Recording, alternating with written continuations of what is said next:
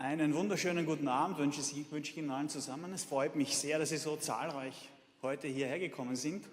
Mein Name ist Harald Gall, ich bin der Dekan der Wirtschaftswissenschaftlichen Fakultät und somit zuständig für den universitären Teil in der Ausbildung, wenn man so will. Und ich freue mich sehr, dass ich heute hier eingeladen worden bin. Zu einer Premiere. Eine Premiere, die der Fachverein Ökonomie für uns alle organisiert hat an diesem Abend. Den ersten OecTalk.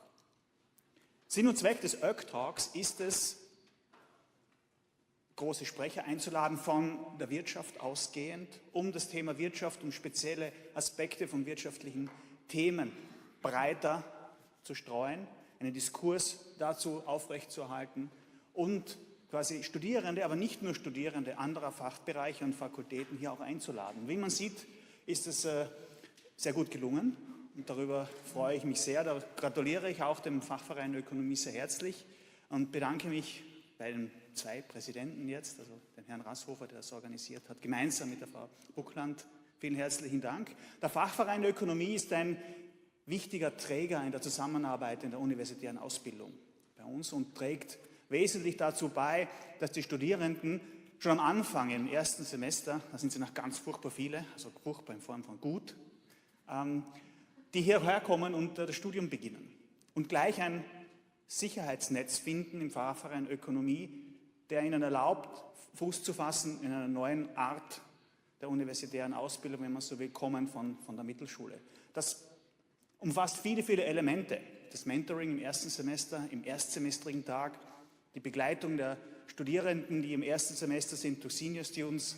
Das sind alles, neben vielen anderen Elementen, ganz wichtige Beiträge, die der Fachverein Ökonomie leistet.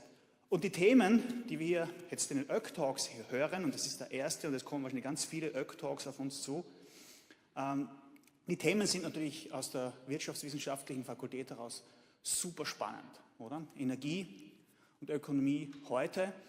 Andere Themen, die wahrscheinlich noch kommen werden, wo die Wirtschaft natürlich jetzt mehr und mehr verflochten ist mit Themen, nicht nur in Finance, aber auch in der Informatik, wo auch die Universität und die Fakultät investiert in neue Professuren und damit Ausbildungsbereiche. Und vielleicht darf ich dazu ein Beispiel noch erwähnen.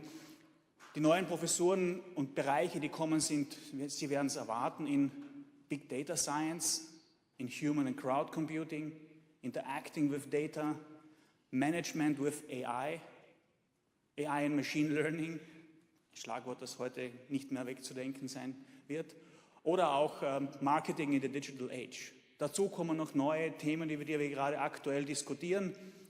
Die Universität wird erfreulicherweise in der Lage sein, weitere 18 neue Professuren auf diese Universität abzubilden. Und das ist natürlich ein großes Investment, auch im Zuge der Digitalisierung. Und querfeldein sind die Themen Wirtschaft und Informatik, wenn ich sagen darf, verflochten über die Finance, über die Business und natürlich in die Wirtschaft ganz stark hinein. Von dem her freut es mich extrem, dass wir heute hier einen sehr ausgewählten Sprecher haben. Vielen herzlichen Dank fürs Kommen, Professor Jean-Michel Gauthier, der extra hier für diesen Event zu uns vorbeikommt und Ihnen etwas zum Thema Energieökonomie erzählt mit ein paar provokativen Statements, wie ich gehört habe, so zwischen den Zeilen. Darauf freue ich mich schon ganz besonders. Also ich wünsche gutes Gelingen für diese OecTalk-Series. Wir sehen uns dann vielleicht öfter hier in diesem schönen Forum und ich bedanke mich für die zahlreiche Teilnahme. Ich wünsche allen einen schönen Abend. Dankeschön.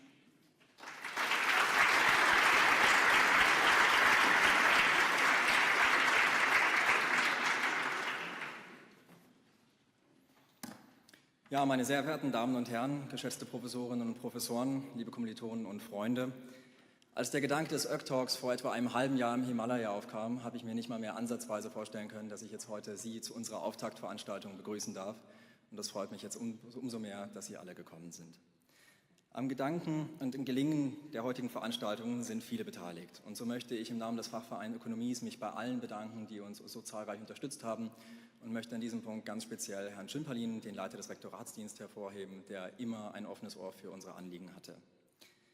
Unser größter Dank geht aber definitiv an unser Publikum, das mit seinem Kommen ein junges studentisches Projekt erfolgreich unterstützt. Von dem her möchte ich mich wirklich bei Ihnen bedanken, dass Sie heute da sind. Lassen Sie mich Ihnen, bevor es ernst wird, kurz das Konzept des OecTalks erläutern. Die Idee des OecTalks ist, den ökonomischen Diskurs für alle zu öffnen.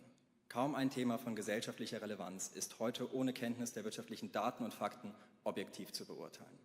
Daher will der OecTalk ein Forum sein, das diese Brücke zu ökonomischem Wissen schlägt, sodass jeder eine Grundlage für fundierte Argumentation und Diskussionen bekommt.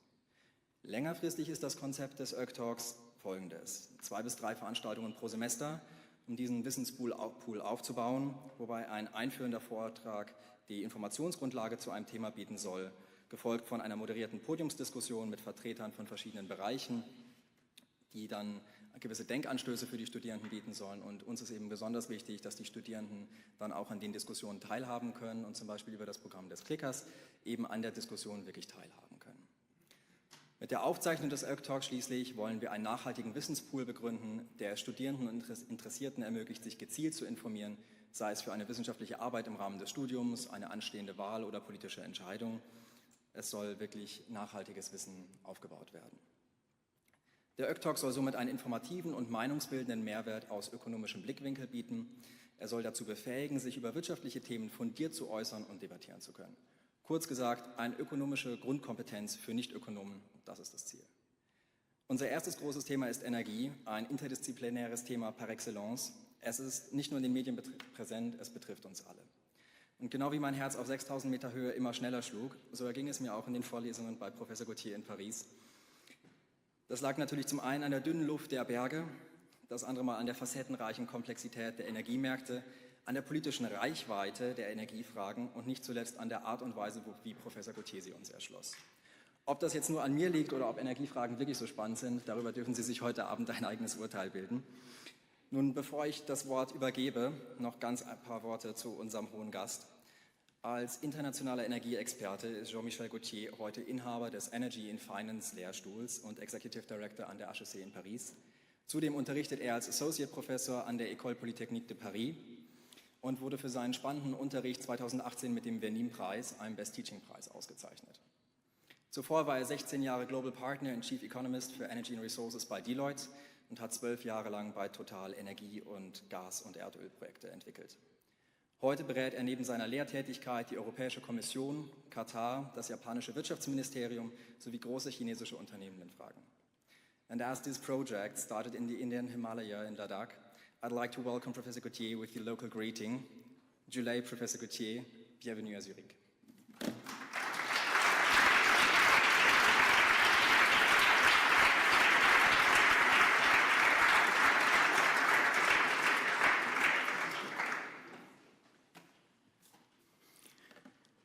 Thank you very much, Chairman Raßhofer et mon cher Benedikt.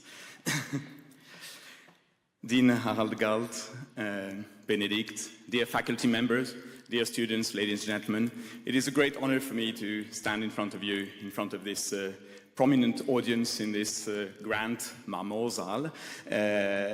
I'm more impressed than being at the tribune of the United Nations in New York. And I wish the TV was there just to show my wife. Maybe she will fall in love with me again. But anyway, so cutting a long story short, I'm extremely impressed, and I'd like to thank you all warmly for this grand event here. So I understand I'm speaking just after Sir Winston Churchill on about the same topic, about energy in Europe, and about Europe. He was an outstanding statesman, he was an outstanding speaker, and he was an outstanding drinker. I'm none of the above, so I can only come across as a big disappointment to you. Now, I'm going to address a relatively contentious issue, which is the way Europe should move into a low-carbon economy and the right public policies that are needed, and whether we're doing ourselves justice trying to move into a carbon-sober world the way we do. So, I belong to this generation of Europeans who studied at the end of the Cold War at an era of prosperity which was delivered in fact by some key risk, key performance indicators, key drivers of the global economy.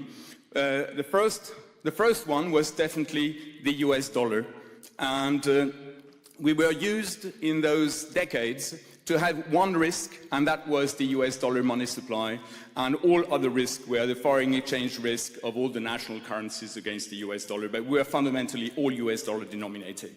And then the second risk was the interest rates over the dollar, how much $1 would cost, and that was the Fed rate. And we've been used to live in that and deliver value with this. And there was this third key performance indicator of the global economy during these decades, and that was definitely the oil price. I'm an oil man. Sorry, I hope you will forgive me. The oil price, as it is today, this risk has certainly not disappeared. The oil price is expressed in US dollars, so every time you invest in the oil logistics, every time you buy oil, you are fundamentally buying the US dollar and you are buying the federal interest rates. So that was what made the global economy in those decades extremely simple and allowed us to measure that risk. We can see that we have this world which is still, for part of it, which is still very much there, here. This world, however, has changed. Today we are in a multi-currency world, and we are fundamentally in another age of plenty, but we're in an age of affluent and abundant capital, with a cost of capital which is near zero. And that's good news, and I would say it's rather bad news. As a Deloitte partner, I would say it's rather bad news. Maybe we'll discuss that over a drink later.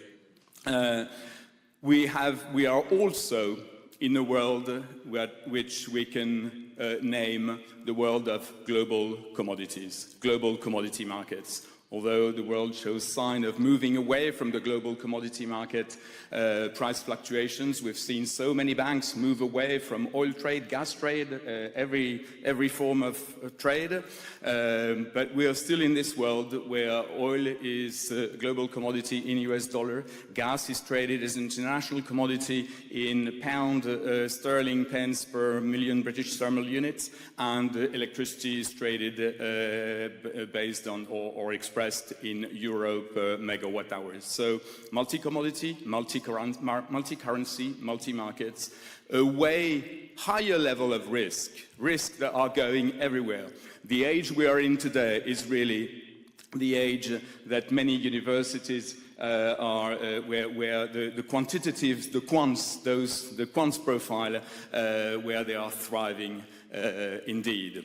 However, we can sense, we can see that the lines in the sands are moving, that we're moving to another world that we are all going to see through, hopefully. And that world speaks a different language. And the language of that world is, where do you come from? Where the country you are in, is it a cap and trade country or is it a carbon tax country? What is the price of carbon in your country? And so fundamentally, the age that we are moving into, we know that this age will be ruled by carbon price, by one key performance indicator, one driver, which will be how much is or what is the climate liability that we impose on the world, how much it is, how we value it, how we measure the climate liability. That has got a name. This is a European Union allowance. Switzerland is part of that agreement, and that measure in real time, every hour on the day, on the carbon market, that measures our CO2 emissions and how much they are worth, and that's in fact an international market, not for an asset, but for a liability. These are my few probably weird word of introduction. And I'm going to take you, just for this upcoming hour, through a storyline whereby we're going to start looking into the global balance, the global business we are in globally in respect of energy and climate. What is, in fact, the global consensus that we live on? The model, which is the model and the consensus, which is the base for all of us. I can have just seen that there are some international banks around the corner that I know very well. The model on the basis of which most energy infrastructure today and going forward are being financed, developed and constructed.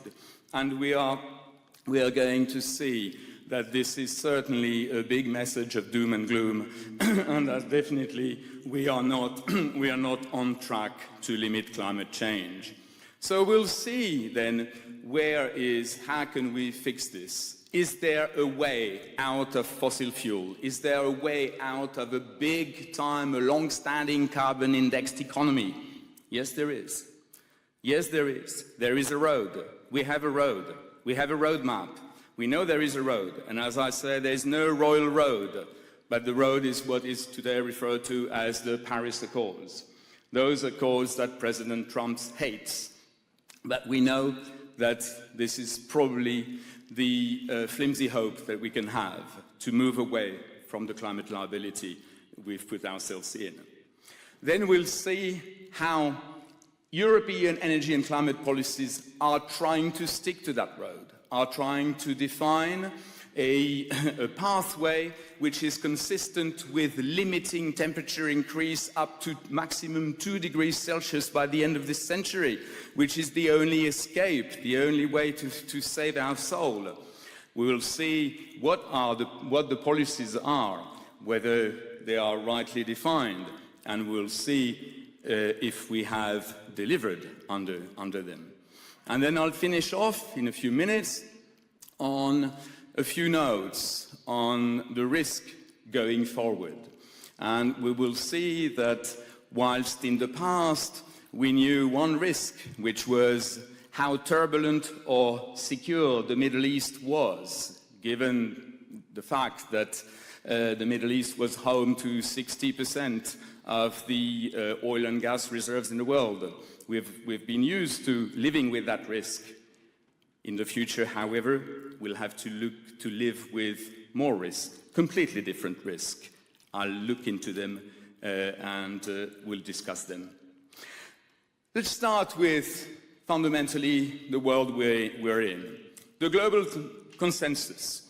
If I look at this extract from the International Energy Agency, which is the global authority over energy and climate worldwide. We can look back in the past, we can see what is the situation today and where we are going in terms of 100% of our energy use. So this is the consensus model. This is a model we all agree on. This is the picture of 100% of our energy demand worldwide and 100% of and the projection of that energy mix looking forward. We all agree on this consensus. All of us. There's no dispute. From the most climate-sceptic arm of the Republican Party in the US, all the way through to Scandinavian NGOs, if you see what I mean.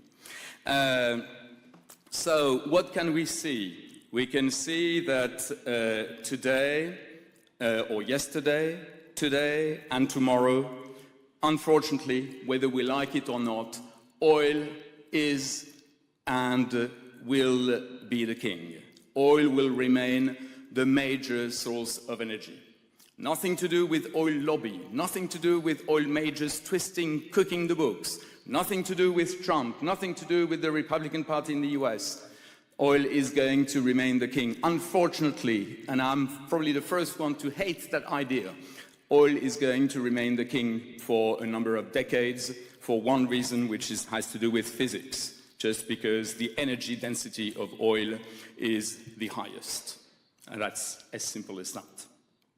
And second message is that coal, which has been the fastest developing fuel as a result of China relaxing the regulations of coal domestically, coal is the third or second largest source of energy going forward. Yes, coal demand levels off for the next 2.5 decades. But that is it's a very good news, because coal demand is not going to keep going up. But it's a very, very bad news because it means that we are still going to emit CO2 big time. And gas will be the third largest hydrocarbon, moving on par or abreast with oil and coal in the near future. So fundamentally, yes, renewables do increase. I don't want to be totally in doom and gloom. Yes, we are making every effort. We are deploying renewable capacities worldwide, big time, huge capacities. Incidentally, we are destroying considerable amount of capital.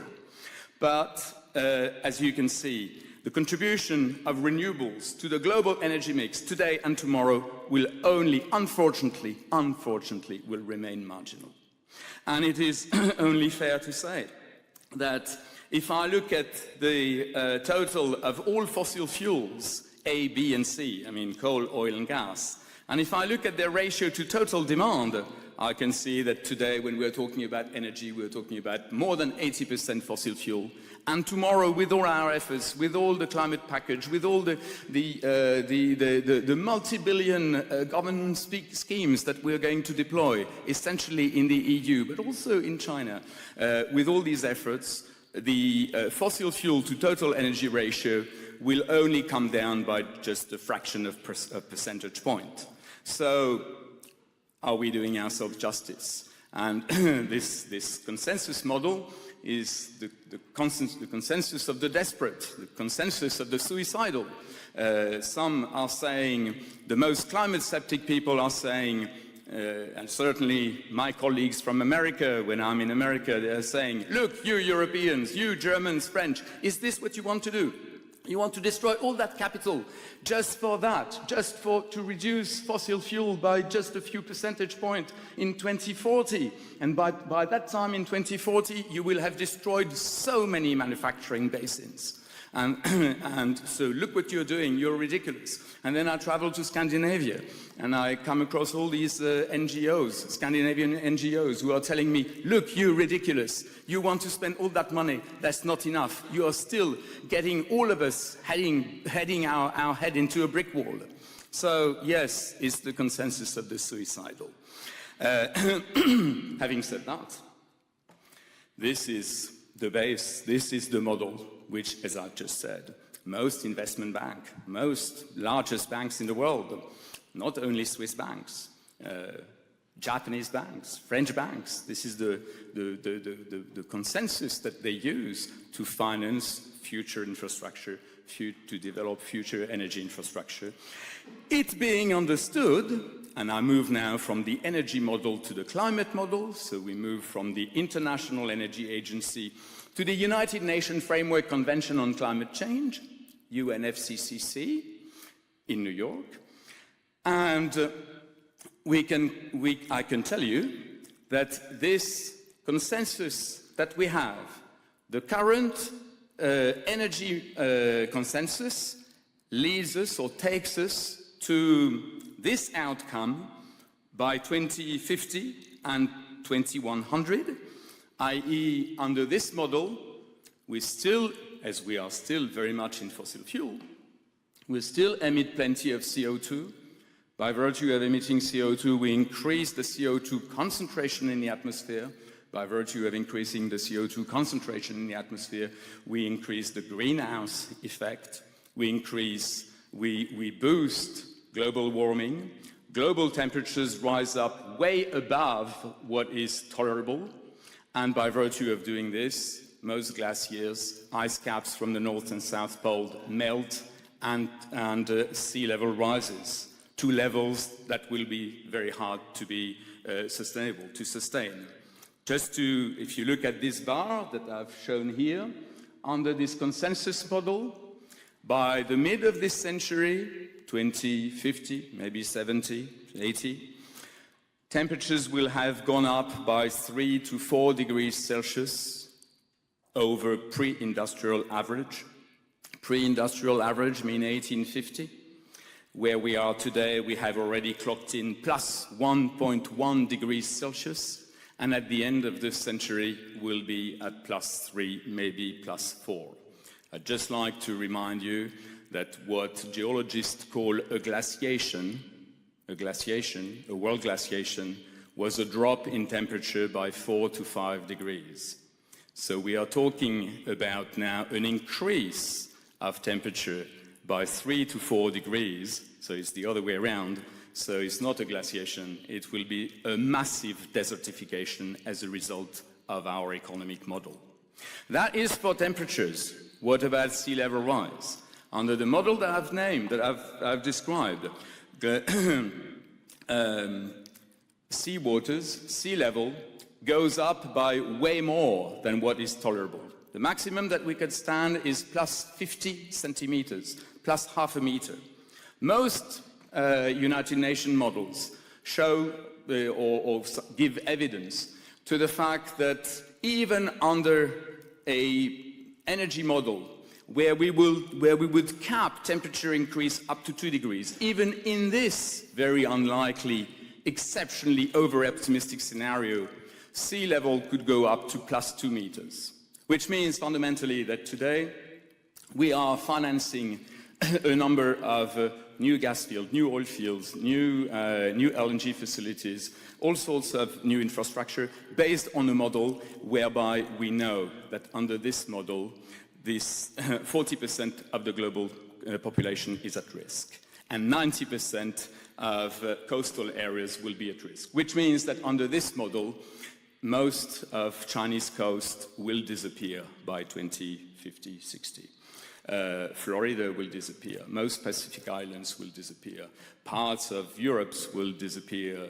Northern Germany, French coast, etc., will disappear. Not to say words about the Netherlands, who are going to face a massive liability with respect to upping the dikes, to having the dikes go up. But that is what we call a bankable model. And you will all agree, I think we can all agree, that the bankable model is certainly not sustainable. As this map shows. The bubbles refer to the extent, the amount of energy increase for any and each massive economies, and you can see that Europe is extremely isolated in its bid to decrease its energy demand. So we need to find another road. So is there a road? Is there an exit? Can we exit this boat? Yes, we can. There is a road.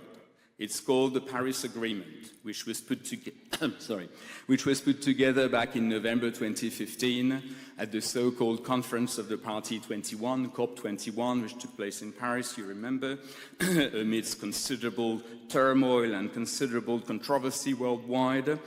And as you remember, during that conference of this climate summit that took place in Paris, the model that this energy global supply and demand model that I've just described got severely criticized and was replaced by a more sustainable model. But what does the more sustainable models look like? It looks like this. Very, very different. Under this model, which is under this projection, this energy mix going forward, yes, we are definitely on a pathway which is consistent with limiting temperature increase up to plus 2 degrees Celsius by the end of the century, it being understood that we have already clocked in plus 1.1, 1.5, so it only gives us a room, another gap, which is half a degree, which means that we stand zero chance whatsoever to do this. It's going to be a complete and utter impossibility. But anyway, that scenario gives us the representation, the projection, not of what we are going to do, but what we should do. This is the world how it should be. And unfortunately, that may not happen. Coal should drop, should be phased out gradually. Oil demand should be capped and should decrease globally. Gas is perhaps the only hydrocarbon which will be tolerable in this world. As you can see, with this projection with this sort of normative scenario, the fossil fuel to total energy actually drops down to 60%, which means that CO2-free energy sources are about 40%. That is today an objective which we should reach. We should make every effort, but frankly speaking, we are really talking about moving to complete uncharted territory. This is unknown land. This is terra incognita where we're moving. What does it mean? It means that we need to completely restructure, completely reshuffle the way we use energy, the reasons why we need so much energy, the way we travel, the way we eat and drink. Everything has got to be reshuffled. And probably your homepage of Delacroix was probably well spotted. This is really a real revolution we are heading into. If you look at where we are today, 2017, latest audited figure, versus 2040, you can see that fundamentally CO2-free energy sources must double up. Coal should drop by half by 2040 to become completely extinct by 2050-60, and oil should drop by a third. So fundamentally, CO2-free sources needs to be double up.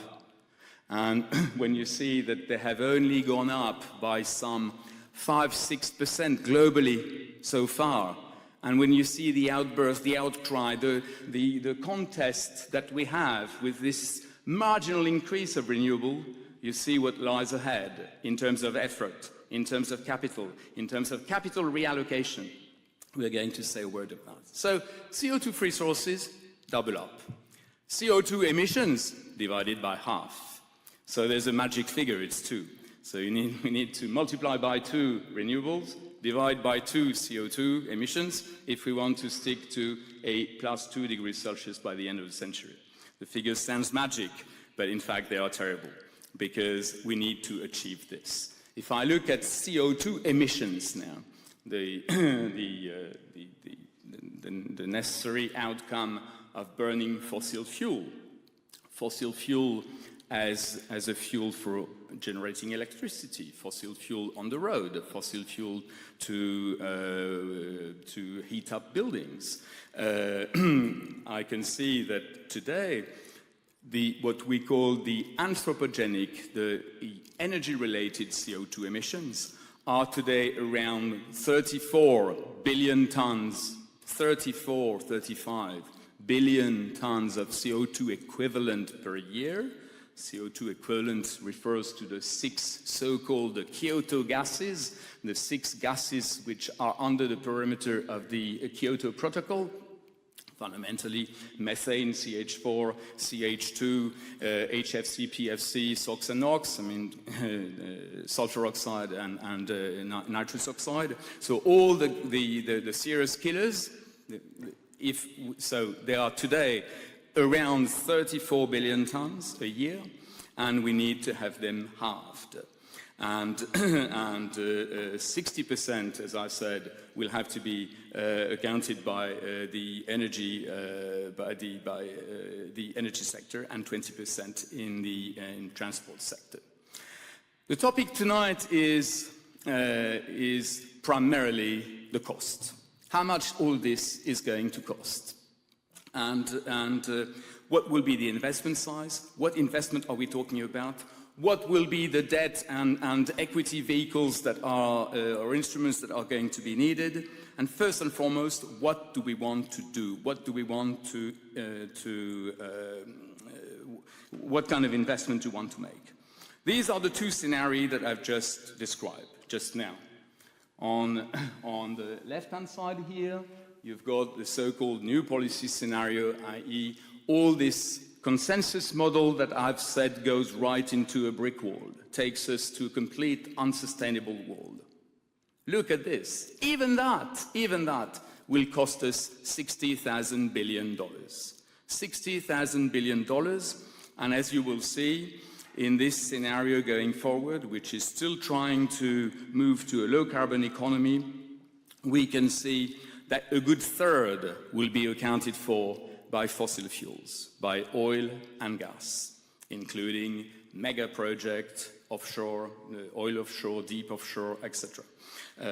No Arctic, no tar sands, however, for those of you who are hydrocarbon specialists. So there is already some form of trimming, some form of adjustment in the kind of oil and gas project that will be tolerable for the years, for the decades to come.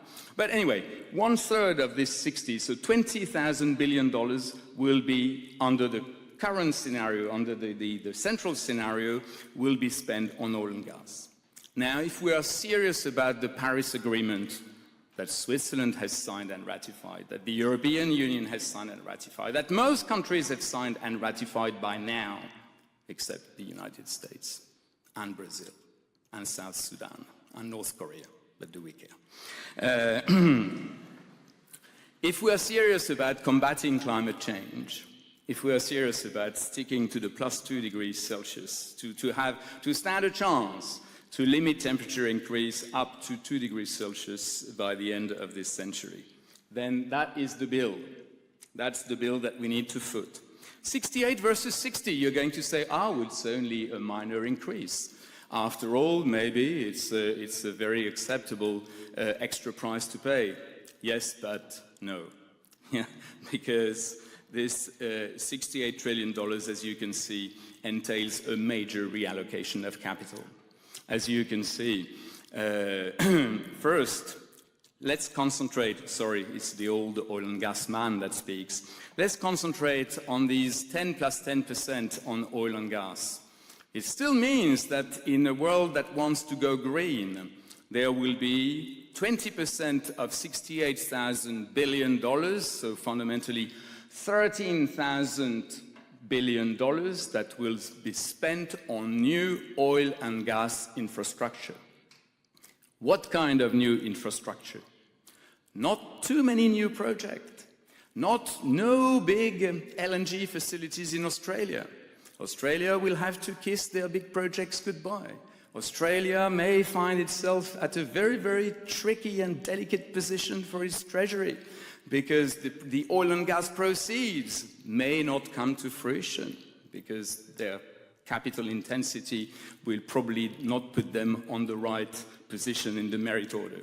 Fundamentally, this 10 and 10% in oil and gas will be all about avoiding price shocks. Why?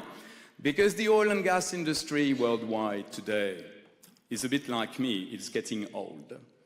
It's getting old, and the facilities are getting old and mature. The oil and gas fields are depleting. The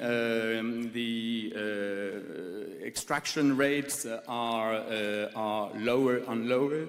The OPEX, the operation expenditure that are needed to extract the same amount of liquid or the same amount of gas keep going up. So the operating expenditure go up, and the liquids and the gas that will recover goes down, which means fundamentally, where am I getting at?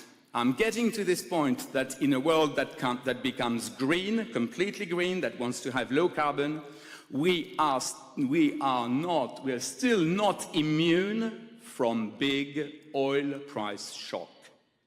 You can have this weird combination, and this is something that I discussed with the European Commission, and sometimes people find it hard to believe that I hear these people everywhere in Germany, in Scandinavia, in France saying, but if we move 100% renewable, then we are going to walk away from the oil price risk, the risk that I mentioned earlier on in my introductory note. We are going to be immune from the oil price volatility and gas price volatility. No, that is not so sure.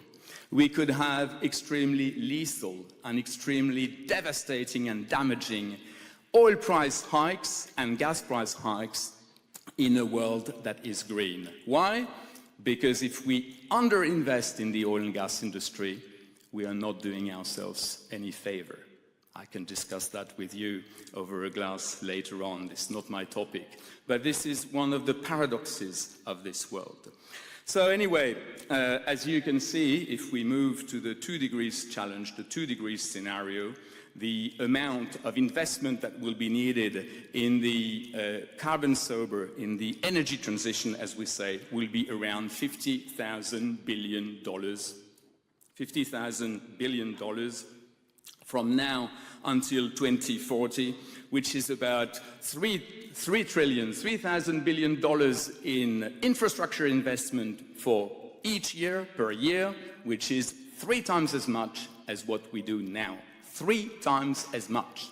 As I keep telling my HEC students, Benedikt was there back in the summer last year, I keep telling my HEC students, what are we going to finance globally, worldwide, for the next 2.5 decades? Are we going to finance universities? Are we going to finance new technologies? Are we going to finance hospitals, schools, kindergartens, conservatoire de musique? No, no, we're not going to do that at all. We're going to finance power plants. And that is shocking. So, what do we do? What do we do in Europe? Let's come back home now. Come back to where we are. European Union, inclusive of Switzerland for that particular purpose. What are our energy and climate policies? What do we want to achieve? What we want to achieve is this. I know that most of you are aware of that, and I don't want to get you to stare you at the obvious, to be confronted to the obvious. First, we want to reduce greenhouse gas emission. We want to reduce CO2 emissions. We want to reduce CO2 emissions from the manufacturing sector, from the power generation sector, from diesel car, gasoline car, so transport sector, and also from the residential sector. We want to crack down on the CO2 emission as a result of heating and cooling buildings. And the objective is by 2020 that we should all EU member states, plus our friends from Switzerland and even the Norwegian and just a few others who bought in our public policy, we want to have these CO2 emissions reduced by 20% collectively below 1990 level, which is, you will realize if you see the figures, that that is quite demanding. By 2030, we want to further reduce by 40% as opposed to 1990 levels. So in essence, hold on a minute, if I put my cap as a boring Deloitte partner, we want to, in just 10 years, 2020 to 2030, we want to achieve another layer of 20% emission reduction further. So we want to do in 10 years what we haven't managed to do over the past 40 years. Good luck, good job, good job. And by 2050, what we want to do is to cut CO2 emissions by up to 95%, actually there's a bracket, 80% to 95%, below 1990 levels. So fundamentally, the message here is that Europe wants to become a fully decarbonized economy. And I fully subscribe, and I couldn't more wholeheartedly agree to this objective. The thing is, how do we get there? And how much it's going to cost? Especially if we bear in mind that the 95% target, which is still a European Commission proposal, has already been transposed into German law, I understand, Italian and French law. So the big boys of the European Union have decided to make it a legal priority, which is maybe not the right way forward, but we'll see. The second objective is all about moving to renewable. I'm going to be a lot more critical of all of those, not critical of the objective, but critical of the way we implement public policies. Moving renewable, moving to 20% renewable energy share in our consumption, right? Good. Which will become 27, which will become anything but. By 2050, the renewable objective drops. And then we have an energy efficiency objective, which is an increase of 20% of energy efficiency. What does it mean? Increasing energy efficiency means fundamentally decreasing the primary energy intake in our economy, the primary energy needs. So reducing our energy demand, just to speak plain language. And this 20% reduction will have to go up to a 30% reduction of primary energy demand. So fundamentally, the EU roadmap for 2050 is to move to an almost 100% decarbonized economy, 100% decarbonized economy in the power sector, in the manufacturing sector, on the roads and in the buildings, and to have a fair amount of renewable and to have reduced all our primary energy need.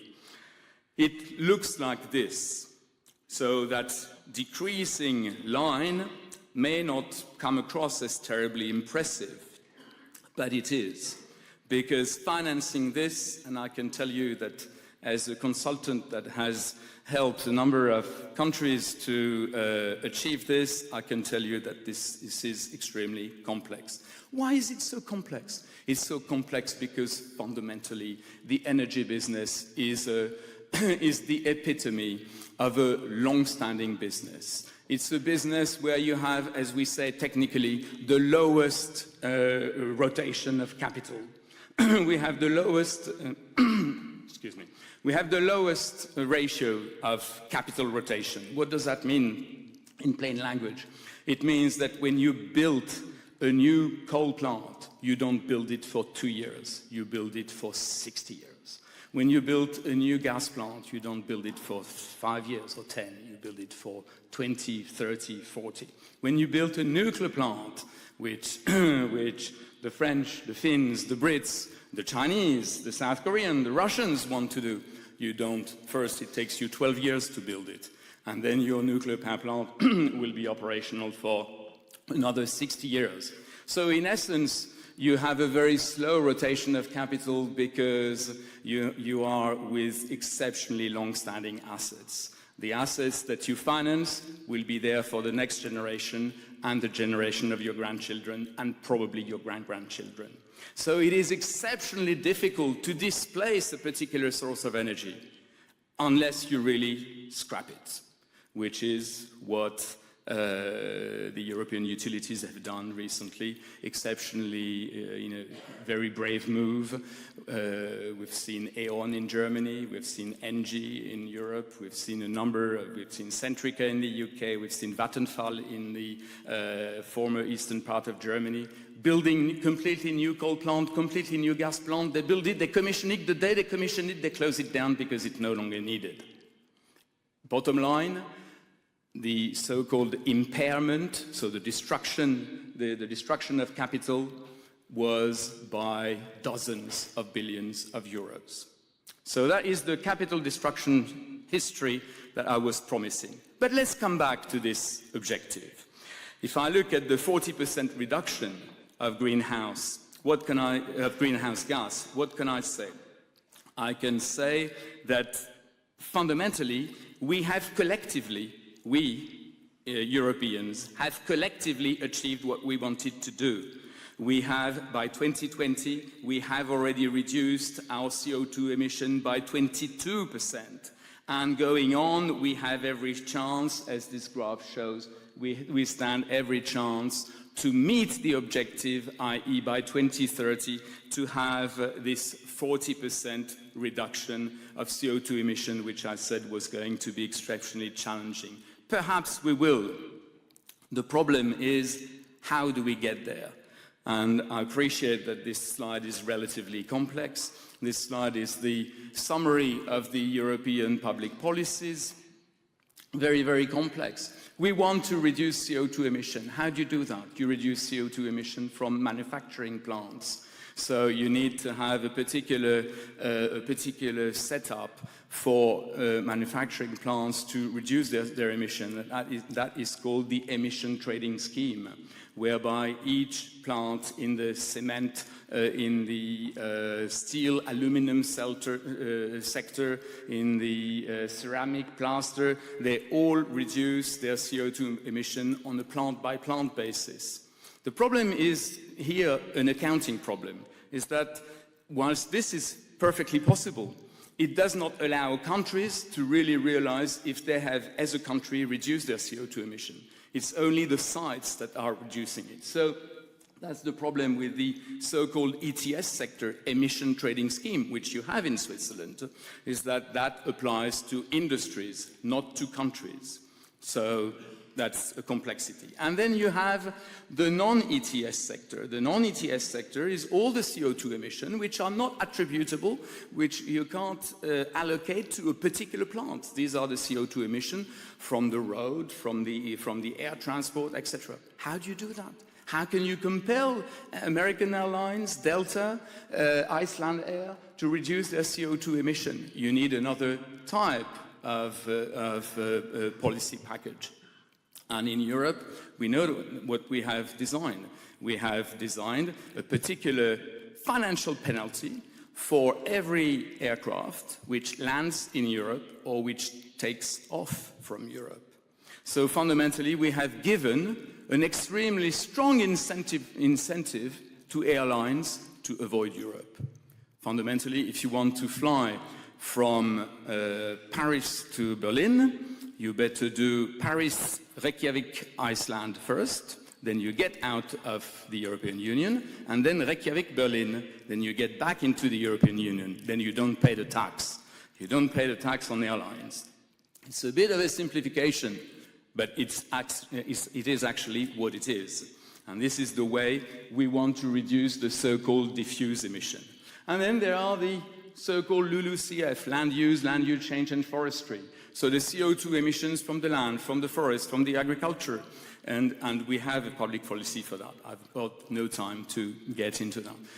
The bottom line is that, yes, we have an exceptionally efficient CO2 public policy, but it is horribly complex. It's horribly complex, and it's not the best way to attract capital.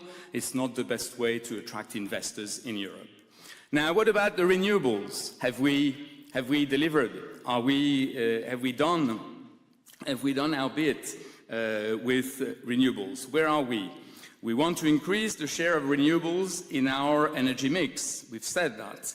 We want to reduce the share of renewables in the electricity generation sector, heating and cooling, transport, etc.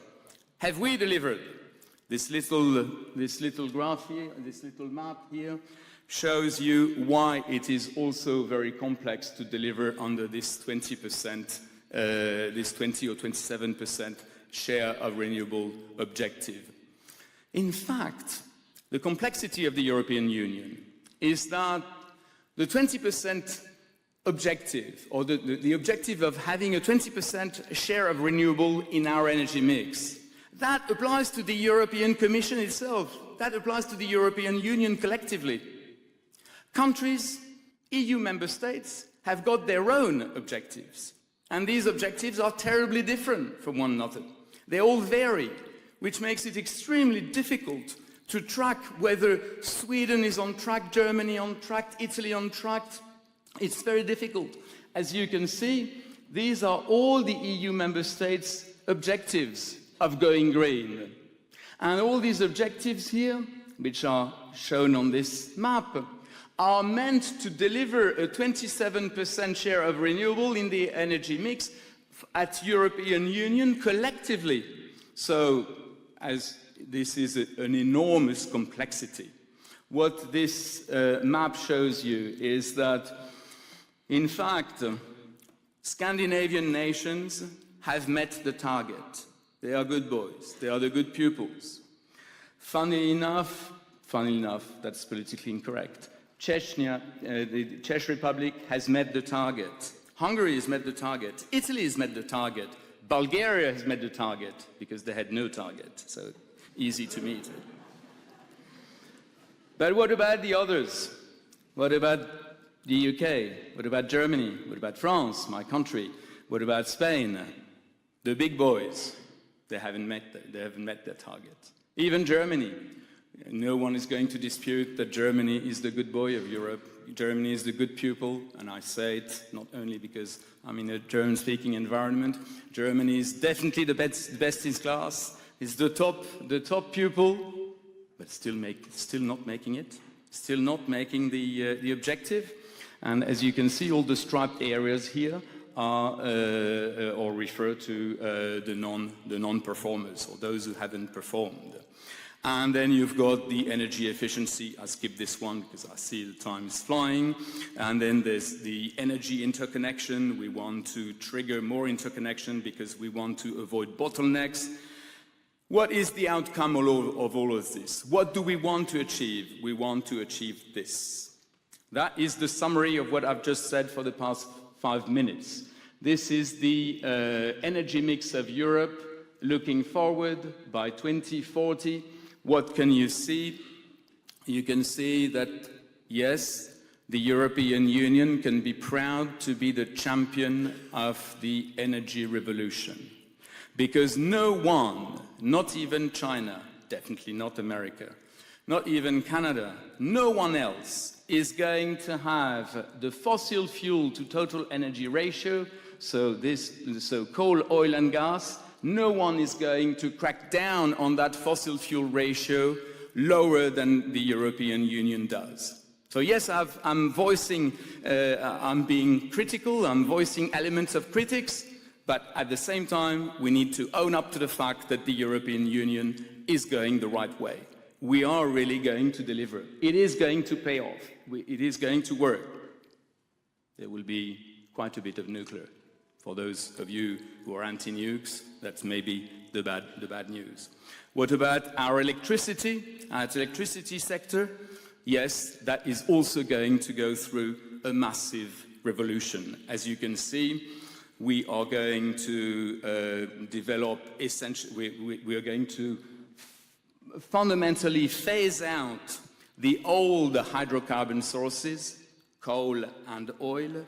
Coal is going to exit, essentially because the large coal countries, including Germany, is going to shut down coal plants by 2022, 2023. The UK has already shut down their coal plants. Coal plants in France are not operational. They've been phased out. There are still some in Italy, a couple in Spain, and that is it, except Poland. Poland wants to stick to coal. Poland, 95% coal, and Poland wants to stick to coal. As Warsaw say, Poland wants coal as an element of energy security. Whilst I would just like to remember that Poland imports 50% of its coal from Russia.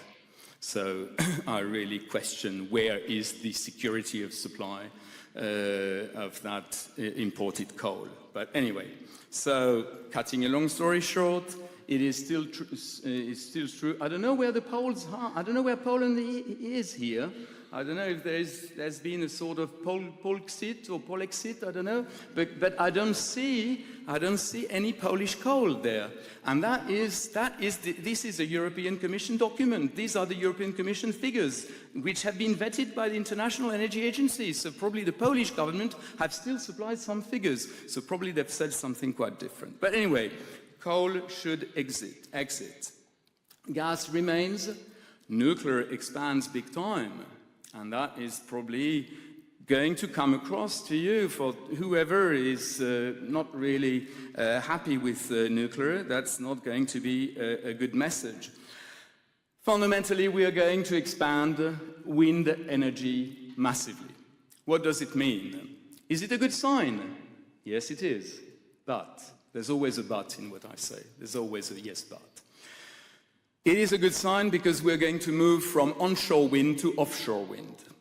And that is something good. Onshore wind, maximum 2,000 hours per year of operation. Offshore wind, 4,000 hours plus. We all agree that there are 8,660 hours in the calendar, from January the 1st to December 31st. And most of the onshore wind capacities that we have developed today only generate 2,000 hours to a total of 8,760. When we move offshore, then we're going to double up that amount of wind efficiency. That is a good sign. But what you can see here, these offshore capacities are not going to come until 2025 at the earliest. The first ones to come are those offshore wind tenders which the German government have opened to the public back in 2012, which are not going to be there until the earliest 2020 and more so 2025. So it means that this blue part here, this light blue part, what kind of wind capacity is that going to be? I'm going to tell you. We are going to develop old technologies, mature technologies, inefficient technologies, low efficiency technologies, low wind capacities, yes, but with the so-called proven technologies, technologies that banks are happy to finance, but technologies that are not going to deliver. And that is really the tricky bit of a regulatory package. That's the tricky bit of regulations. Regulations always finance the mature technologies, the technologies that offer no technology risk, no risk of failure. Who can do that? Old technologies. The old ones, the proven ones, the worst ones, the inefficient ones. And that is really the twist, that's really the vicious way of having a big regulation that tells you, go for wind, go for solar, go for low carbon.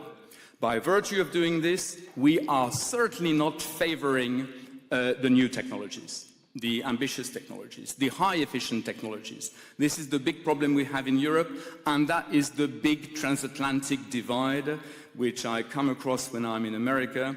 The Americans keep telling us, you Europeans, you've got big subsidies, big government package, big objectives, big public policy. All these public policies are taking you right into the old world. You are not working enough on new technologies. That's the big message.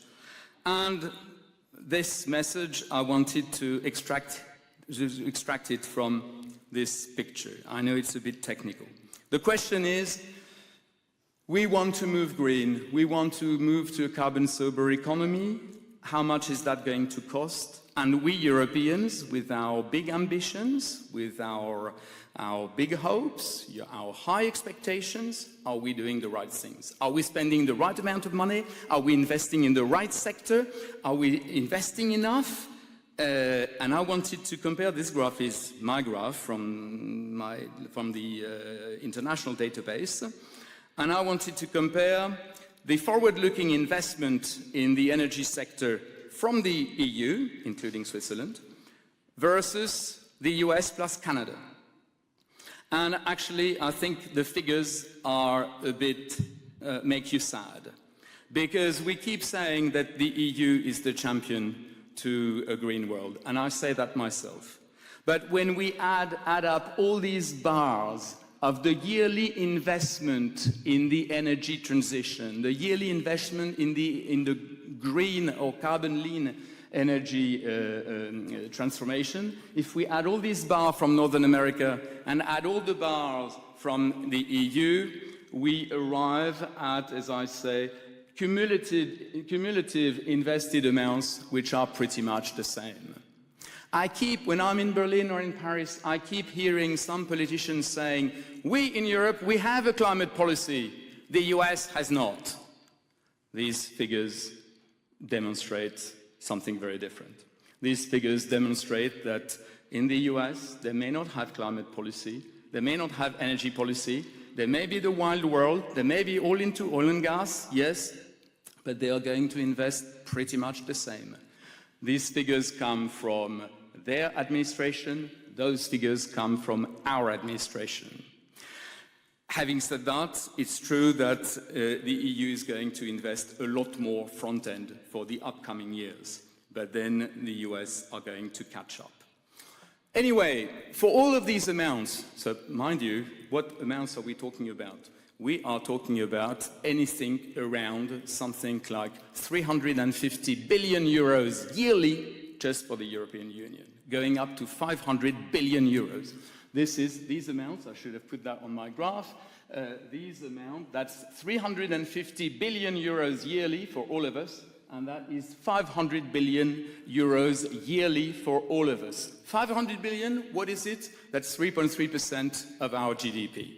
And 3.3% of our GDP is twice as much as what the European Union wants to invest in defense and security system. So these figures are, they give you food for thought. 3.3% is twice as much, we're going to invest twice as much as what we're going to invest in our security and defense system. We have to think of it. But anyway, what are we going to get for all of that? What amount are we going to have? What is the wealth and welfare that will be delivered by the promise of the energy transition in Europe? 20% energy, renewable energy in our mix. How much saving? How many jobs? Savings, we're not quite sure. But jobs, all these figures are the European Commission. So it's the big boss. The boss has said. The boss says the 20% renewable energy, that is going to create 400,000 jobs. Good. But that's also going to entail, or that's going to result in a reduction of our fuel bill, in a reduction of our imported fuel bill, essentially oil from Saudi Arabia, Nigeria, and Venezuela, and gas from Mr. Putin, and gas from Qatar. So we're going to reduce all that bill, and that bill will be cut by half in 2050. Orders of magnitude, I like orders of magnitude. What is the import bill for oil and gas in Europe today? 700 billion. 700 billion euros per year. These are the checks that you, me, that we all sign to Nigeria, Russia, Qatar, etc. for the quantities of oil and gas that we need. So half of that will be around 350. But the European Commission says it could be a savings of only 175 to 320. Anyway, that is the bracket. Energy efficiency, that is going to be a gain or a saving of 23 billion euros per year. But potentially massive amount of jobs being created, 150,000. That remains to be demonstrated. The European Commission is relatively discreet and modest on how they substantiate these figures. And then you've got more energy efficiency measures in the energy-intensive industry, in the steel industry, whatever is left in Europe, in the aluminum industry, whatever is left in Europe as well. So that is going to result in 80% CO2 emission. 80% CO2 emission reduction, that's good. That is a saving because we are under carbon quota. We are under CO2 emission, as I've said. We have this carbon market where every ton of CO2 that we emit in the atmosphere in the European Union entails either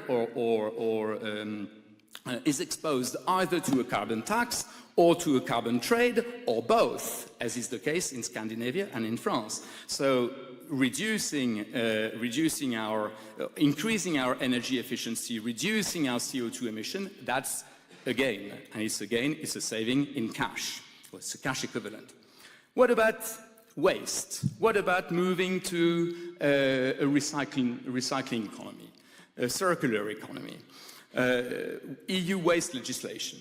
The European Commission assumes that from the vast deployment of a circular economy in Europe, fundamentally implementing an EU-wide waste recycling directive, we could have a saving around 72 billion euros per year and an extra 400,000 jobs being created.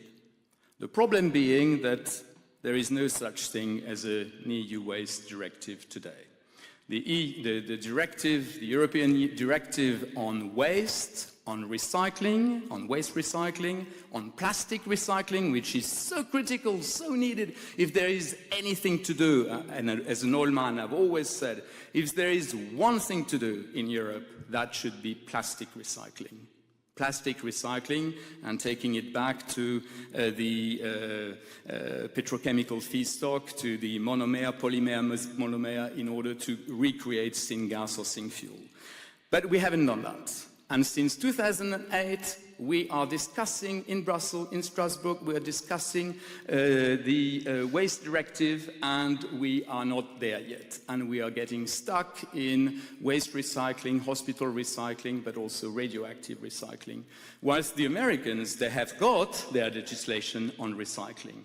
So we also need to do our own self-appraisal as well. Cleaner transport, that could be more reduction. And at the end of the day, what the European Commission says is that by virtue of carrying out the energy transition and moving to a carbon-sober economy, we will create a vast EU-wide market for environmental goods and service, which could be in the range of 1,000 billion euros of proceeds of goods and services valued up to 1,000 billion euros per year. 1,000 billion euros per year, that's the GDP of Spain. And this is what they are saying.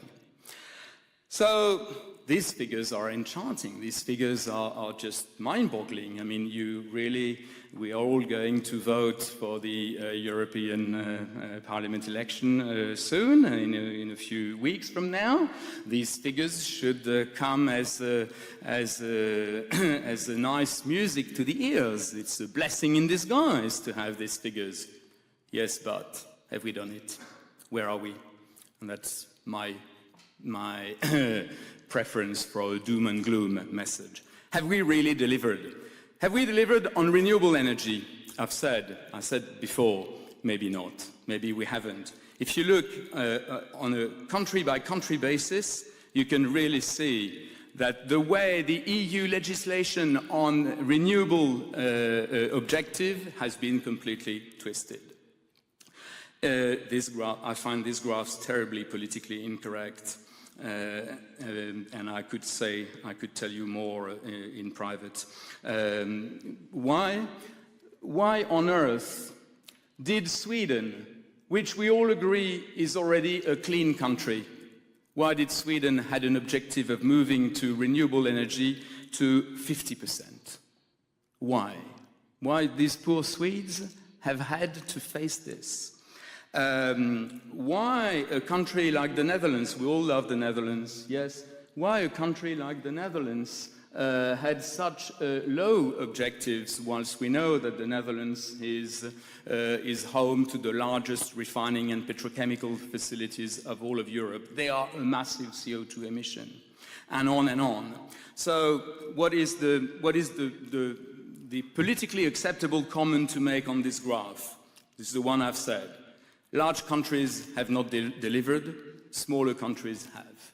So the smaller nations have delivered under the European directives, but the large ones, France, UK and Germany, have not. And if you look, for instance, if you look at my country, look at that, France. France, if they want to, we know that the French are famous for having a big mouth. If you look at the effort in 2016, the effort that they need to achieve in order to meet their requirement, that's exactly the same as what they have done since 2004. So fundamentally, what the French economy has done from 2004 to 2016, the French economy has got to do it in just 2 or 3 years. So it means that France will not meet its target. But Germany hasn't either, and the UK hasn't either, and Netherlands hasn't. So if I look at these graphs, I can see, looking at today's news, I can see that these pictures are relatively politically incorrect or controversial. Hungary clearly outperforms France. That is a blunt statement today, given the absolutely contentious relationship between Paris and Budapest. But it's true that Hungary has reduced their CO2 emission here a lot more so than the French. And that is a simple fact. That's a clear analysis. However, if I look at the figures in a different way, if I look at the CO2 emission in relation to GDP, to wealth, to economic contribution, I can clearly see that the French economy is already a completely low carbon intensive, it's a completely decarbonized economy, and there is really nothing more can be further decarbonized from the French economy. So this is hence my question, what are we really trying to achieve? We have put very high objectives to decarbonize, very high CO2 emission reduction on countries like France and Sweden, who are already completely decarbonized. Why? Because Sweden is 50% hydro, 50% nuclear. France is 80% nuclear. And we've put very strong renewable objective or CO2 emissions objective on these two countries. Whilst countries like Poland, Czechia, Czech Republic, Bulgaria, Romania didn't have any objective. Of course, we know that the reason is political. We know it. However, this is what I call a nil-design public policy. A nil-design public policy because, you know, the rule in CO2 abatement industry, reducing CO2, how much does it cost? What is the rule? If I now speak like an economist, the rule in CO2 abatement, in carbon dioxide reduction, is exactly the same as the old Adam Smith and David Ricardo theory on declining profit at the margin. Let me explain very quickly as a footnote. Fundamentally, what I'm saying is that the first tons of CO2 emission are way easier and costlier to reduce than the last ones. So when you are a country like Poland, you are 90% coal, you have very high CO2 emissions, you have a high level of pollution, high level of air quality deterioration. It is very easy for you to crack down on some coal capacity, CO2 emissions at the margin. It costs you nothing, you just shut down the most inefficient and the oldest coal plants. Whilst when you are an already decarbonized economy, forget France, I don't want to be the flag carrier of my own country, I don't think my fellow countrymen deserve that. I'm just going to speak for Sweden or Norway or Finland. When you are already decarbonized, what else can you do? You will have to spend billions and billions and billions trying to scrub, rub to reduce the last tons of CO2. And that is going to cost you an arm and a leg. And that is going to be extremely inefficient. And that is going to entail many job losses. That is the same theory. The CO2 abatement theory is that, you know, the lower the CO2 emission, the more difficult and the costlier it is for you to move more decarbonized. I hope I've got my point across. Let's have a look at Germany. Germany surely complies with the rules regarding CO2 emissions. I've said the German economy has done something completely amazing, and that shows. If I look at the figures, the CO2 emissions of Germany were 1,000 million tons in 1990, 1 billion tons of CO2 in 1990, CO2 emission in 1990. Today, there are only 720, which means that Germany has reduced their CO2 emission by 350 or 370 million tons of CO2 per year. 370 million tons of CO2, that's the size of France plus Italy in terms of CO2 emission.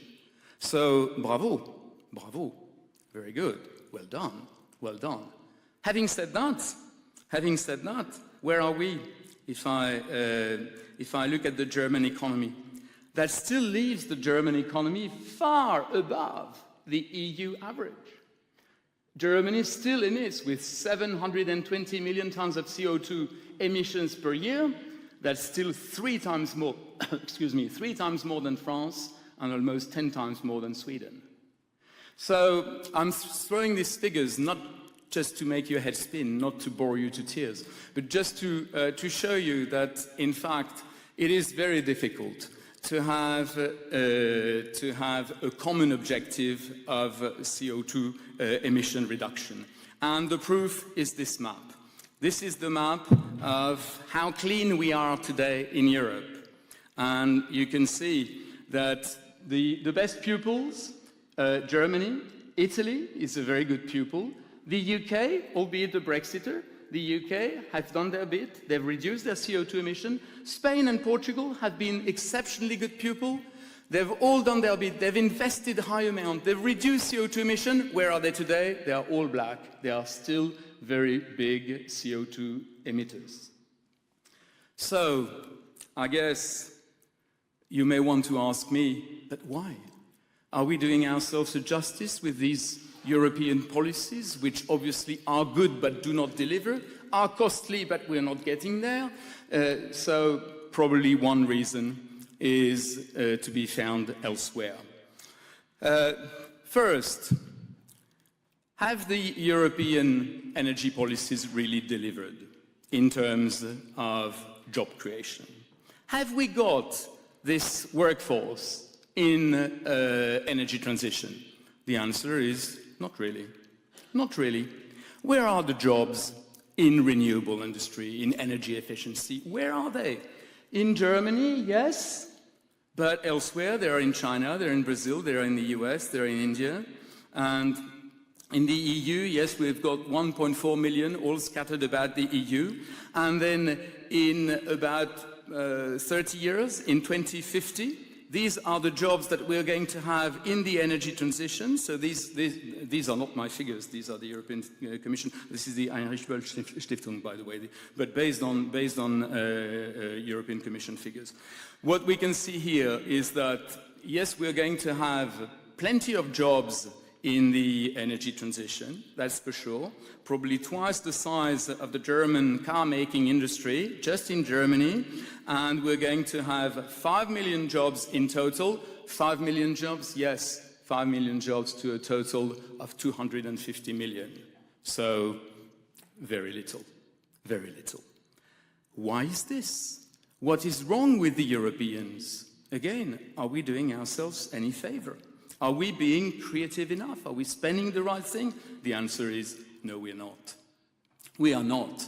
If we look at how inventive, innovative, creative, and how much we invest in new technologies, the answer is we are certainly not the champions. We are in the back of the class. We are the dance. We are the last ones. And these figures, also from the European Commission as well, those figures show that the European Union, compared to the US, Japan, South Korea, and China, we are the last in class. We invest the less, we invest the least amount, and we are definitely not producing new patents. We are definitely not investing enough on research and development and on innovation. Proof of the pudding? How many patents, how many licenses to the new technologies, to the clean technologies do we have? Let's look at it. Are we really being creative? Do we have the technology? The answer is, and do we have rights? Do we have ownership, rights of ownership to clean technologies, clean energy technologies? The answer from this document is clearly no, we don't. No, we don't. Here are the technologies. 30% of the licenses and patents to new tech, clean techs, they are in China. And the United States, they've got way more clean tech innovation and clean tech technologies that we do in the European Union. We actually are the last ones. We are at the back of the class in terms of ownership rights to technologies. What about the value that we create with these new techs, with these new technologies? Here again, look, that is on a yearly basis. This is the added value generated by clean techs, by innovation, by new technologies. China does 10 times more than we do. So how to read this graph? Every year, I know the figure is relatively old. We are talking about audited figures end 2014, collected 2015, published 2016. But these are the latest figures that I could find. I was asking myself for this conference, can we value, in fact, for our economies, for the Swiss economy, for the German economy, for the Bulgarian economy, can we value the added value of clean techs, of clean energy technologies? And I got this graph. China, $40 billion per year. Japan, second best, 6. Germany, 6. US, 6. UK, 0. And France, 0. And all of the other, 0. That is very serious. That is very severe. Because it means that we are all collectively Europeans. European Commission, our heads of states, our statesmen, our very, very civilized and high-flying and prominent elite. We are all talking about moving to a low-carbon economy. We haven't got the start or the finish to deliver what we want to do. That is clear as this. We haven't done the research and development, we haven't got the innovation, we haven't got the rights to patents and licenses, we do not generate value, the value we deliver is very, very small. We are fundamentally within the hands of a few countries, this one in particular. We are within the hands of a few countries who, by the way, do not respect the World Trade Organization rules and do not abide by free market mechanisms. Let's move on. What about the components? What about the elements? What about the systems that are needed for new photovoltaic, new solar facilities, wind facilities, batteries, all the clean techs? Do we have them? Are we able to produce them? Do we produce the steel, the aluminum? Do we produce them? Look at this. Do we produce the elements, the components for moving into a green future? The answer is big time no. And this is the clear message. Same, these are not my figures. This is what the European Commission owns up to the fact and realizes itself. When we are looking at all the components that are part of clean technologies, in particular including the so-called, the famous or infamous rare earth metal oxides, neodymium, europium, dysprosium, all of that, you know, these elements that are at the bottom part of the tables of elements, those that we never work on, we never study when we're at school, you remember that? These elements, we haven't got there, we have no access to them, we are 100% relying on China for our supply. And what about the materials, the components, as I said, the steel, the aluminum, the graphite for new technologies, for wind capacities, solar capacities, batteries? Again, look at the share of China to our supply. So we rely on China for 83% for the supply of magnets in our wind industry. We rely on China for 50% of our steel, as if Europe is not able to produce steel. We rely on China for 50% of our steel supply to all our technologies. And when it comes down to batteries, the big batteries, which are necessary to allow the intermittent renewable energy sources like wind, told you 2,000 hours, or solar, 1,000 hours only per year. So integrating these intermittent sources into the system requires a battery that will store the energy from sunlight or wind, when there is wind and sunlight, and can re-inject and can supply this stored energy when there is no wind or no sunlight. A battery is what? It's an anode, a cathode, and an electrolyte. The cathode is a mix of cobalt, lithium, and ion, lithium ion and cobalt.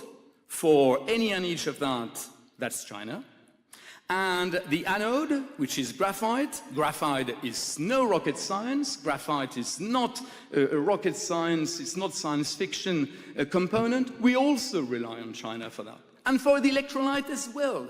Look at the last three. 60% of the electrolyte material which goes into our batteries come from China. So I'm afraid, yes, the European Union wants to be the champion, but they are very far from there. And if I look at the geopolitics of electric vehicles, of battery electric vehicles, I mean, it stares in the obvious, and I'm going to conclude on these last slides. This is the lithium-ion battery demand yearly, and this is the lithium-ion battery capacity, production capacity, the ability to produce batteries. You can see that in 2017, China has got a battery production capacity which is almost 200% of the world supply, which means that China is playing a very wily game. A very wily game. China is purposely, deliberately nurturing an overcapacity of battery production. China is no free market, we know that. China is creating an overcapacity to get all the price to drop and to be the sole battery producer in the end. There is an organized overcapacity production of batteries, like there has been an organized overcapacity of PV panel, of photovoltaic panel, very recently. At this stage, you can see that China can supply 2 years in one, just with its sole capacity of producing battery. And if I look at the largest battery producers in the world, you've got, what, 7 out of 10 are Chinese. And the largest batteries, we rely on batteries. There will be no energy transition, no low carbon, no carbon sober economy without batteries. We rely on batteries big time. The biggest battery producers are Chinese and will keep themselves being Chinese. What about solar? What about photovoltaic panels? What about solar? It's pretty much the same. If you look at the history, I'm not looking at the history of solar energy being produced. I'm looking at the geopolitics of solar panel production. Who produces the solar panel in the world? Where do they come from? Look at the history of solar panel production. About some 15 years ago, yes, you had such a thing as a European industry. You had all sorts of world leaders in solar panel production. 15 years ago, yes, Europe was on track to become a large international global clean technology manufacturer, producer, and had all the ammunition and the equipment to move into a green world. But what happened? We can see over the years that 2009, most Europeans have disappeared from the league table. Germany, that was the big asset that we had. Germany was home to the largest, to a PV panel, to a solar panel production technology and production capacity, which was in a position to impress the Chinese, impress the Japanese, impress the world. Yes, that was Qcell, but Qcell went bust. Qcell went bankrupt, as you know, went bankrupt because the Chinese industry organized overcapacity and falling cost of a PV panel, and then Qcell had to file for bankruptcy. So back in those years, and I remember that, I was a consultant by then. In 2009, we were saying everywhere, the European Union is safe. We will have the French nuclear industry, and we will have the German solar industry.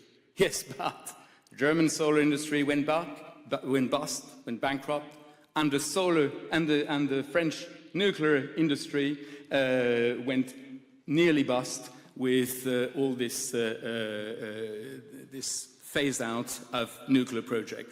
Bottom line here is that today, as I've said, nearly all photovoltaic panel producers are Chinese. They are all in the same area between Ningbo and Shanghai. You've got a very small geography around the Yangtze River where you have almost 95% of the solar panel capacities that are all located in the same area, all supported by the Chinese government, and here they are. As I say, 8 out of these 10 top PV panels producers did not exist some 10 years ago. So they really came out of the blue. They came supported by a big government. 7 of them are Chinese, and of course, there's no European. My conclusion, ladies and gentlemen, I can see the time is flying. My conclusion will be as follows. I'd like to say, or I've tried to say, that climate change is the biggest risk that the global economy is facing. Climate change calls for a radical change of the way we use energy, the way we travel, we learn, we raise our children, and we go abroad. And so it calls for a radical redesign of our economies. The cost of action is huge. We've seen that, $68,000 billion. I've shown you the breakdown. But the cost of inaction is worse. If we do nothing, sea levels are going to go up, and there will be massive asset destruction, and that will be totally irreversible. So the cost of action is a lot less than the cost of inaction. The EU, rightfully so, read my lips, don't get me wrong. The EU, rightfully so, wants to move to the uncharted territory of a carbon-sober economy. But how do they want to do that? They want to do that with government policies, government schemes, financial packages, government-supported investment and subsidies, which we have just seen did not result in the creation of a large economy, of a large low-carbon technology capacity, of a large low-carbon manufacturing base. So fundamentally, what is wrong? What is so wrong with Europe? What is wrong with Europe, and we are quite a number to have said that, is that we went the wrong way. We started putting subsidies for people to use solar, to produce solar, use wind energy, without having the ammunition, the equipment to produce this solar. So we have the subsidies in Europe, and we wanted to create jobs in Europe, but in fact, we created jobs in China. So we have put subsidies in the West, and we had the economics, the job creation, and the growth, the economic growth in the East. As my fellow countrymen keep saying, les subventions à l'Ouest et la croissance à l'Est. And the EU in the middle is unfortunately what we see every day in the French press over the past few months. The EU is at a very, very severe risk of being displaced, of dropping, of not being in the league of those who are going to make the most of these new technologies. We Europeans, we are clearly at a risk of having the vast European Union landscape to be a landscape of abandoned, of disused, of all wreck facilities and manufacturing bases, and in the streets, plenty of gilets jaunes. By the way, what happened to the flamboyant, to the great global energy leaders? If you look back 10 years ago, these companies, EDF of France, ENGIE of France and Belgium, E.ON of Germany, RWE of Germany, Endesa of Spain, Iberdrola of Spain, Enel of Italy, Centrica of the UK, Vattenfall of Sweden, all of them, all European utilities, all of them, they were at the top, within the top 10 electricity and gas and renewable companies in the world. Europe was on track. What happened to them? What happened to them? This. They lost 90% of their market capitalization on the stock exchange. They lost 90% of their stock value. That is another story. We can discuss it another day. They lost 90% because of what? Because they had to move green without having the technologies. They had to move to a decentralized world. They had to move to a digital world that didn't have the technology. They had to move to the world that we want, to the energy technology, to the energy transition. They didn't have the equipment. They were going out to war without having the weapons. So the outcome is extremely simple. If you look at these large electric utilities today, they are all on the brink of bankruptcy. My last slide is doing a little bit of stock exchange history, and that is going to make us modest, make us Europeans very modest, if need be. If we look at the past 15 years of the top 5 largest market capitalizations in the world, so fundamentally, let's ask us the question, who have been the largest companies in the world in the energy business? Who have been the energy lords, the kings? First, as you can see, over the past 15 years, there hasn't been any European company in the top 5. Not any. There have been Americans, there have been Chinese, there have been all sorts. There hasn't been any European company. Today, the outcome is worse. Not only is there no European company there, but there is not even a single energy company that is at the top of the world economy. That speaks volumes.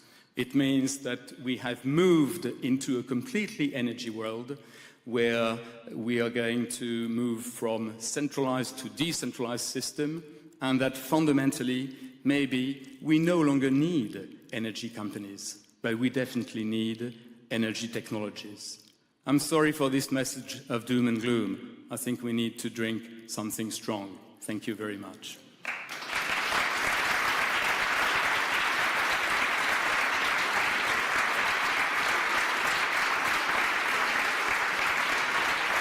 Thank you. Thank you.